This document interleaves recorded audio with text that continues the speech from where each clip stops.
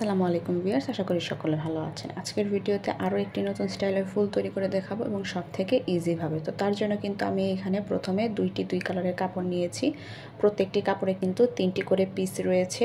Total এখানে 6 piece কাপড় রয়েছে। তো এখান থেকে প্রথমে আমি 1 পিস কাপড় নিচ্ছি। কাপড়টিকে আমি মাঝখান দিয়ে 2 ভাঁজ করে নিয়ে যে খোলা অংশটি সেটা কিন্তু আমি আমার দিকে রেখেছি এবং যে বন্ধ অংশটি সেটা কিন্তু ওপর দিকে রেখেছি। তো কাপড়টিকে মাঝখান বরাবর ভাঁজ দিয়ে কিন্তু আমি ওপর দিকে এরকমভাবে কোনাকুনি করে একটি ভাঁজ দিয়ে নিয়েছি এবং ভাঁজ দিয়ে কিন্তু আমি এখানে ভালোভাবে সেলাইটি করে নিচ্ছি। সেলাই করার সময় অবশ্যই দেখবেন সুতোতে কোনো ভাঁজ বা কোনো গিট না পড়ে। তো প্রথমটি সেলাই করে নেওয়ার পর আমি অন্য যে কালারের কাপড়টি রয়েছে সেটিকে আমি নিয়ে নিচ্ছি। এটিকেও সেমভাবে আমি ভাঁজ দিয়ে খোলা সাইডটি আমার দিকে রেখেছি এবং বন্ধ সাইডটি অপর দিকে রেখেছি। এবার কোনাকুনি করে ভাঁজ করে নিচ্ছি।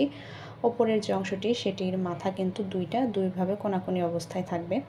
তো এবার দ্বিতীয় কাপড়টিকেও কিন্তু আমি সেমভাবেই সেলাই করে নিচ্ছি। প্রত্যেকটি কাপড় কিন্তু সেলাই করে নেওয়ার পর আমি সুতো ধরে ভালোভাবে টেনে দিচ্ছি যাতে মাঝখানে কোনো গিট বা কিছু না বাজে।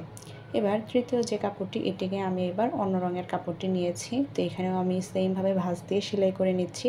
তো এখানে যেহেতু আমি 2টি রঙের কালারের কাপড় ব্যবহার করেছি, আপনারা চাইলে কিন্তু এখানে সবগুলো একই রঙের কাপড় ব্যবহার করতে পারেন, বা এখানে যেহেতু আমি 6 পিস কাপড় নিয়েছি আপনারা চাইলে কিন্তু 6 ধরনের কালারের কাপড় নিতে পারেন। সেক্ষেত্রে কিন্তু ফুলটি আরও কালারিং হবে।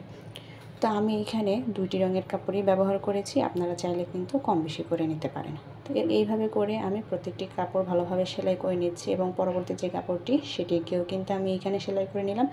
আমি কিন্তু এখানে প্রথমে এক রঙের, দেন আমি পরবর্তী অন্য রঙের কাপড় ব্যবহার করেছি, মানে একটা করে।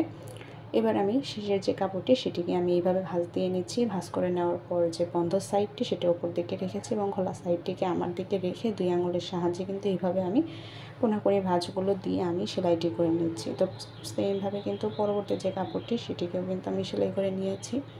তো এভাবে করে সুতো প্রত্যেকটি কাপড় সেলাই করে নেওয়ার পর সুতো ধরে টান দিয়ে আমি যে 2টি মাথা রয়েছে সুতোর সেটাকে কিন্তু ভালোভাবে গিট দিয়ে নিচ্ছি।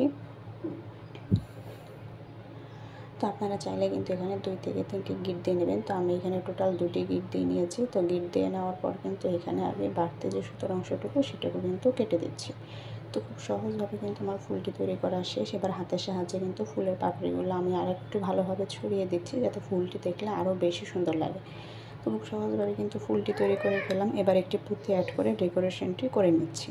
তো আমার ভিডিওটি কেমন লাগলো অবশ্যই কিন্তু আমাকে কমেন্ট করে জানাবেন এবং আমার ফেসবুক এবং ইউটিউবে একটি ফলো এবং কমেন্টস করে যাবেন।